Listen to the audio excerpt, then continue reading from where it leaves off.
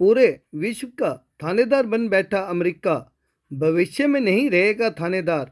केंद्रीय मंत्री Rao Inderjit Singh middle east में चल रहे महायुद्ध पर राव ने कहा, देश के प्रधानमंत्री नरेंद्र मोदी के सफल प्रयासों से भारत विकसित राष्ट्र बनेगा।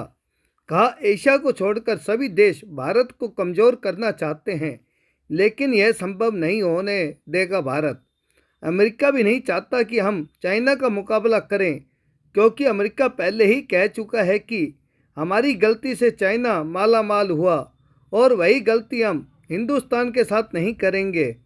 हमने तो ट्रंप को दोस्त बनाया, लेकिन उसने नहीं निभाई दोस्ती। रेवाड़ी में बनने वाले 200 बेड के अस्पताल पर कहा, रेवाड़ी में अपनी पुरानी जगह पर ही बनेगा भव्य सरकारी अस्पताल। राजा वाटिका में भाजपा के 47वें स्थापना दिवस पर उमड़ा जन सैलाब।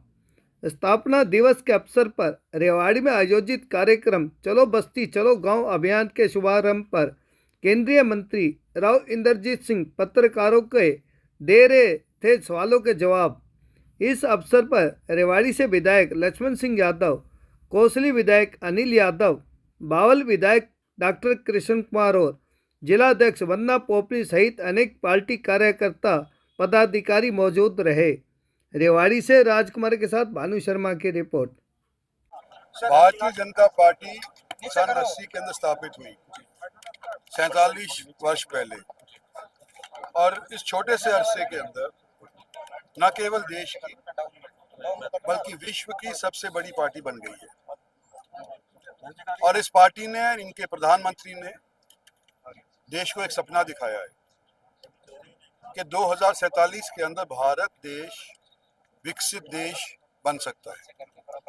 और उसके लिए नीति क्या बनाई है कि जो देश के अंदर कतार के अंदर आखिरी के अंदर लाइन के ऊपर आदमी खड़ा हुआ है, जो भी भारत सरकार की प्रादेशिक सरकार की नीति बने, वो उसका ध्यान रखते हुए नीति बने, ताकि वो उसकी माली हालत सुधरे, देश की माली हालत सुधरे और आने वाले समय के अंदर दोबारा से हम एक विकसित देश कहलाने के योग्य बन जाए। सर, जो महायुद्ध चल रहा है उस पर क्या कहेंगे? भारत किस प्रकार से सोचता है, किस प्रकार से? सीज फायर की बात भी चल रही है कि 45 दिन का सीज फायर किया जाए, नहीं तो बड़े हमले की बात चल रही है। देखो, ये जो युद्ध होते हैं ना, और खास तौर पे आज के दिन जो ईरान के साथ अमेरिका और इजराइल का युद्ध चल रहा है, वो यूनाइटेड नेशंस को तो रद्द कर ही चुका है। कोई यूनाइटेड नेशंस की तो हैसियत रही नहीं है। आने वाले समय के अंदर एक नई रूपरेखा बनेगी। क्या बनेगी आज के दिन कोई नहीं कह सकता, युद्ध के ऊपर निर्भर है।